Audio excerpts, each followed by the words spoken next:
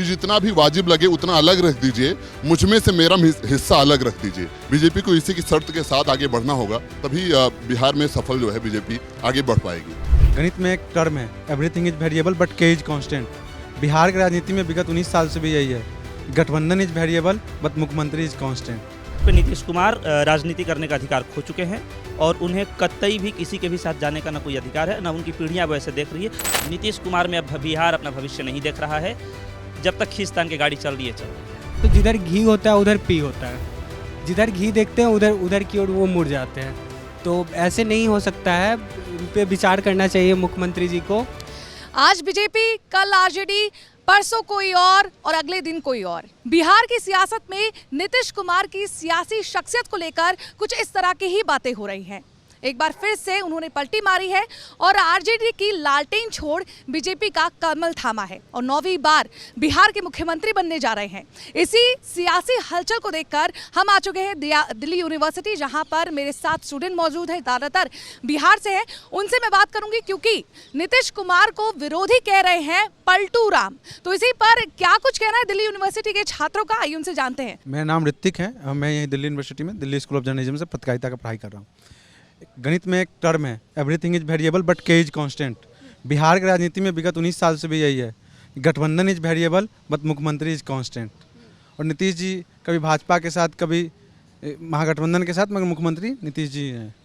क्या लगता है क्या कारण है? जी, मेरा नाम रजनीश तिवारी है, मैं दिल्ली विश्वविद्यालय का हंसराज कॉलेज का स्टूडेंट हूँ। देखिए, सर्वप्रथम नीतीश कुमार को घर वापसी पर उनको बधाई देना चाहता हूं और हम लोग भी बहुत प्रफुल्लित हैं कि उनका घर वापसी हुआ है। बीजेपी और एनडीए परिवार ही उनका घर है। वो तो भटक जा रहे हैं, इसलिए चले जा रहे हैं वो दूसरे पक्ष। कितनी बार भटकेंगे? अरे ठीक है, भटक रहे हैं, लेकिन घर वापसी हुआ है। लेकिन मैं अपेक्षा करता हूँ कि आइंदा ऐसी गलती ना करे वो, और जो भावी पीढ़ी है उनके लिए भी अपने सोचे और उनको पद के लिए आगे। क्या लगता है कि 2024 के बाद, चुनावों के बाद फिर से भटकेंगे या नहीं भटकेंगे, क्या गारंटी? देखिए, अभी तो कोई चांस नहीं बनेगा उनके लिए, क्योंकि अब गठबंधन होगा, एनडीए के सरकार में चुनाव होगा केंद्र सरकार का, तो भटकने का तो अभी कोई उनका चांस नहीं है। लेकिन ये है कि आइंदा ऐसी गलती ना करे, जो पलटू राम का उन पर टैग लग रहा है उससे वो बचने की कोशिश करें और सरकार के साथ रहकर काम करें और बिहार को विकास के राह पर ले जाने की कोशिश करें। एक साल पहले नीतीश कुमार ने पटना के गांधी मैदान में कह दिया था कि बीजेपी के साथ नहीं जाऊंगा, मरना कबूल है लेकिन बीजेपी के साथ नहीं। मेरा नाम पीयूष है और मैं बिहार के भभुआ जिले से आता हूँ। जहाँ तक बात है नीतीश कुमार की राजनीति की, तो नीतीश कुमार नैतिकता के आधार पर अपनी राजनीति करने का अधिकार खो चुके हैं और एनडीए में उनका आना घर वापसी तो है और भाजपा को उन्हें स्वीकार करना इस दृष्टि से देखा जा सकता है कि दूसरी सबसे बड़ी राजनीतिक पार्टी होने के नाते किसी भी राज्य को स्थिर सरकार देना भाजपा की जिम्मेदारी है। लेकिन नैतिकता के आधार पर नीतीश कुमार अपनी राजनीति करने का अधिकार खो चुके हैं। नीतीश कुमार की प्रासंगिकता इस बात में है कि उन्होंने अल्पमत में रहते हुए भी मुख्यमंत्री लगातार बने रहें, लेकिन अब बिहार की जनता उन्हें स्वीकार नहीं करेगी और यहाँ उनकी साख बच जाएगी लोकसभा में। कुछ सीट जेडीयू के पास आ जाएगी एनडीए में रहते हुए। इंडी गठबंधन में वो समाप्त होने जा रहे थे। अब जो उन्हें देश का दूसरा मायावती बनना था एक आध सालों में, अब वो शायद अगले 5 सालों में बने। लेकिन अब पार्टी अपना आधार खो रही है और नीतीश कुमार खत्म हो रहे हैं धीरे। ऐसा तो नहीं है कि इंडिया अलायंस में उन्हें भरोसा नहीं रहा, भविष्य उन्हें नहीं लगा? राजनीति बिना महत्वाकांक्षाओं के तो चलती नहीं है और इंडिया अलायंस के अगुवा भी नीतीश कुमार बने थे, उन्होंने शुरुआत भी की थी। लेकिन इंडिया अलायंस के साथ समस्या है कि वहाँ हर व्यक्ति प्रधानमंत्री का दावेदार है, जिसमें नीतीश कुमार कहीं ना कहीं पीछे छूट रहे थे। तो जो भी बची खुची ज़मीन है भागते भूत की लंगोटी से ही, उसे संभालने के लिए वापस एनडीए में आ रहे हैं। टिके रहे तो बधाई, नहीं भी टिके रहे तो धीरे धीरे इनकी साख जाने वाली है। और नीतीश कुमार नैतिक रूप से भी ठीक आदमी नहीं रहे हैं, चाहे उनका विधानसभा में आप बयान देख लीजिए, बयान देते हुए उनकी शारीरिक क्रियाएँ देख लीजिए, तो ऐसे बात कर रहे हैं जैसे किसी आपत्तिजनक स्थान पे हो और आसपास के महिलाओं की, बेटियों की, बहनों की चिंता किए बगैर। तो नीतीश कुमार में अब बिहार अपना भविष्य नहीं देख रहा है। जब तक खींचतान की गाड़ी चल रही है, चल रही है। बाकी भाजपा अपना नेता वहाँ तैयार करे तो भाजपा के लिए यही सलाह है कि वहाँ ज़मीनी स्तर का अपना नेता तैयार करे। सुशील मोदी से विकल्प दूसरा ढूंढे, अदरवाइज चूहे बिल्ली का खेल चलता रहेगा, आप मुख्यमंत्री जी, हम उप मुख्यमंत्री जी। तो इससे भाजपा को थोड़ा सा चाहिए कि अपना कार्यकर्ता तैयार। माननीय मुख्यमंत्री जी का जो हाल है, 10 साल का उनका कार्यकाल देखा जाए तो उनका देखा जाए ट्रैक रिकॉर्ड देखा जाए तो जिधर घी होता है उधर पी होता है, जिधर घी देखते हैं उधर उधर की ओर वो मुड़ जाते हैं। तो ऐसे नहीं हो सकता है, इन पे विचार करना चाहिए मुख्यमंत्री जी को और आगे का भी उनको राजनीति कैसा देखना है, करना है। बिहार का जनता को मंजूर नहीं है, अपना स्वाभिमान वो बेच रहे हैं और और क्या कहना चाहेंगे, बस जिधर घी देखते हैं उधर चल देते हैं, कभी जेडीयू तो कभी आरजेडी, कुछ भी कर देते हैं। बीजेपी में अब गए हैं मुख्यमंत्री जी, ऐसे कैसे चलेगा? DU के छात्र बोल रहे हैं। इस बार नीतीश कुमार को भाजपा के साथ आने से उनको बहुत सारा फायदा मिलने जा रहा है। जैसे अगर वो इंडिया गठबंधन के साथ रहते तो उनको लोकसभा में उतनी सीटें नहीं मिलती, मैक्सिमम 3 से 4-5 सीट मिलती, मगर अभी वो जैसे 17 सीट पिछले बार जीते हैं, इस बार भी 13-14 सीट जीत सकते हैं। तो इससे उनको एक फ़ायदा है। और पिछली बार 2020 में जब नीतीश कुमार भाजपा के सहयोग से पूर्ण सरकार बनाए थे, तो बीच में वो विश्वासघात करके उधर गए थे, मगर फिर आ गए हैं, तो उनके लिए भी ठीक है। और 25 में क्या करते हैं तो 25 में देखा जाएगा। मगर नीतीश कुमार राजनीति में कब क्या कर दे, वो नीतीश कुमार के अलावा किसी को पता नहीं रहता। पहले नीतीश कुमार समझे कि उनका अपना कौन है। बीजेपी और एनडीए परिवार ने ही उन्हें मुख्यमंत्री बनाया शुरुआत से ही, और बीजेपी के सरकार की बदौलत ही उन्हें सुशासन बाबू की पदवी मिली, और तभी वो बिहार के विकास में इतना महत्वपूर्ण योगदान दे सके हैं। चाहे वो सड़क हो, चाहे वो बिजली हो। इससे पहले ना सड़क की सुविधा थी, ना बिजली की सुविधा थी। एनडीए सरकार आई तभी बिहार की प्रगति में बहुत तेज प्रगति हुआ। इसलिए नीतीश कुमार पहले जाने कि उनका अपना कौन है, प्रलोभन के चक्कर में किसी दूसरे पार्टी में ना जाए। और सोच रहे थे कि वो मैं प्रलोभन के चक्कर में इंडिया गठबंधन का अगुवाई करूं, तो गठबंधन वाले ने इनको ढकेल दिया पीछे, फिर इनको आना पड़ा अपने घर में ही। इसलिए नीतीश बाबू अगले बार गलती मत कीजिए और एनडीए परिवार के साथ रहिए, और बिहार के विकास में योगदान दीजिए, और देश के विकास में भी योगदान दीजिए। और बिहार के युवा नेता हैं उनको आगे कीजिए, और आप केंद्र की राजनीति में आए। जैसे में बहुत सारे नेता हैं, जैसे चिराग पासवान हैं, नित्यानंद राय जी हैं, सम्राट चौधरी हैं, विजय कुमार सिन्हा हैं, उनको ने आगे कीजिए। ये नहीं कि कुर्सी बरकरार रखने के लिए कभी इधर चले जाएं, कभी उधर चले जाएं। इसलिए अपने घर को पहचानें। घर को पहचाने, क्या कहेंगे आप? जी नमस्कार, मेरा नाम अजय राज द्विवेदी है और मैं अभी दिल्ली स्कूल ऑफ जर्नलिज्म का छात्र हूँ, पत्रकारिता का 2य वर्ष का। मैं सबसे पहले नीतीश सुशासन बाबू को धन्यवाद देना चाहता हूँ कि उन्होंने अपना जो 2020 का जनादेश जो मिला था, वाकई का जनादेश आज जो मिला है वो वही था, भाजपा और जदयू को मिला था, जिसका उन्होंने को थोड़ा लेट महसूस किया, लेकिन उनको महसूस किया और वापस आए, उनके लिए धन्यवाद। वाकई जनता की आज जीत हुई है, मैं इसके लिए शुभकामना देता हूं। बाकी रही बात कि इधर जाते उधर जाते, ऐसी बात नहीं है। समय के अनुकूल अब अपने राजनीति के अंतिम दौर में है, वो अपनी अंतिम कड़ियां खेल रहे हैं। लेकिन मैं ऐसा मानता हूं कि नीतीश कुमार सुशासन बाबू थे, बहुत दिन तक उधर नहीं रह पाते, क्योंकि उधर लोग गड़बड़ हैं, इसमें कोई दो राय नहीं है। सामाजिक न्याय के नाम पे और ये सब के नाम पे कलम की जगह लाठी पकड़ाने वाले वो लोग हैं। और नीतीश कुमार हमारे हमेशा कलम को आगे बढ़ाएं, कलम के साथ आगे युवाओं को आगे बढ़ाएं। वो साइकिल योजना हो, पोशाक योजना हो, छात्रवृत्ति योजना, कई योजना है। 10th क्लास में मैं खुद बक्सर बिहार से हूँ, मैं 10th क्लास में खुद मुझे 10,000 की छात्रवृत्ति मिली है, 11th में 25,000 की मिल रही है, ग्रेजुएशन में लड़कियों को 50,000 मिल रहा है। पहला प्रथम बना जो मेडिकल में आरक्षण दिए। तो नीतीश कुमार लगातार वो सुशासन बाबू बने हुए हैं और वो काम करते हैं।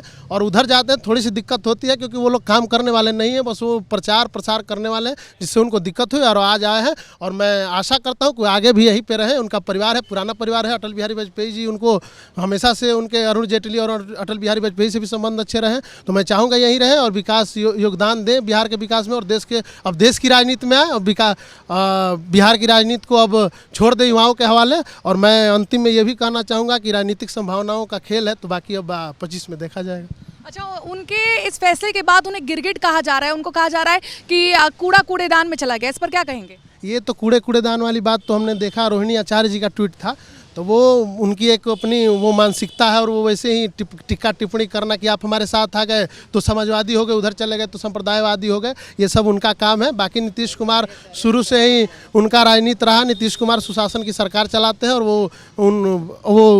उनको एनडीए में ही ठीक लगता है, और एनडीए में वो सुशासन की सरकार चला सकते हैं। उधर जाएंगे तो सामाजिक न्याय के नाम पर वही होगा कि लाठियाँ चलेंगी, गोलियाँ चलेंगी, कलम वाली काम नहीं हो सकी, और नीतीश कुमार वो करेंगे। मैं कहता हूँ बिहार में राजनीति संभावनाओं का खेल ना हो करके अंक गणित का खेल है। ये कोई पॉलिटिकल केमिस्ट्री नहीं है।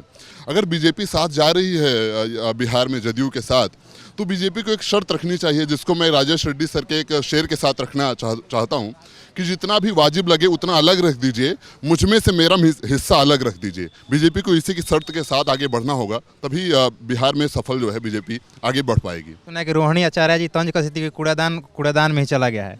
अरे तो भाई, आप पहले जानती थी तो आपने क्यों शामिल किया था? आप तो जानते थे कि नीतीश कुमार पलटूबाज हैं, पलटते भी हैं, तो आपने फिर क्यों शामिल किया था? नहीं, आपको शामिल करना चाहिए था। तो आपका पानी में चीनी मिल गया तो मीठा हो गया, और इसमें चीनी चला गया तो कड़वा हो गया। तो तो वही बात है। क्या लगता है कि 2024 के बाद, चुनावों के बाद, क्या पलटेंगे या नहीं? वो तो नीतीश जी की नैतिकता कब जवाब दे इसका कोई ठीक नहीं है, मगर एज ए मुख्यमंत्री नीतीश कुमार ने जो काम किया है वो बहुत अच्छा काम, जैसे जो जंगल राज के बाद जो कानून का राज लाया गया 2005 के बाद, वो नीतीश कुमार की सबसे बेहतरीन काम है। नल जल योजना जिससे गरीबों को घर में जल पहुंचाने का काम किया, और विगत 2-3 सालों में जो 4 लाख नौकरी दी गई है युवाओं को, सरकारी नौकरी, वो नीतीश कुमार की सबसे बड़ी उपलब्धि है। जो कितने बेरोजगार युवा भटक रहे थे उनको नौकरी देना सबसे बड़ी बात है नीतीश कुमार के लिए। ये भी है, नीतीश कुमार के वापस आने का कारण ये भी है कि जब से वो आरजेडी में गए थे तब से माफिया वर्ग का उत्थान हो रहा था। चाहे वो बालू माफिया द्वारा एक दरोगा को कुचल देना हो, चाहे वो कोई मर्डर हो, दिन दहाड़े अपराधी खुलेआम उपज रहे थे, तो नीतीश कुमार का जो माइंड था वो डाइवर्ट हो रहा था और वो भी शिकार हो रहे थे इस सारी परिस्थितियों का। इसलिए वो समझे कि अगर यहाँ से नहीं छोड़े तो मेरा कुछ अस्तित्व नहीं बचेगा, और एनडीए में आने पर ही मेरा अस्तित्व कायम रहेगा। जहाँ तक बात है यहाँ से वहाँ आ जाना, वहाँ से यहाँ आ जाना, तो इस दृष्टि को तो सही नहीं कहा जा सकता।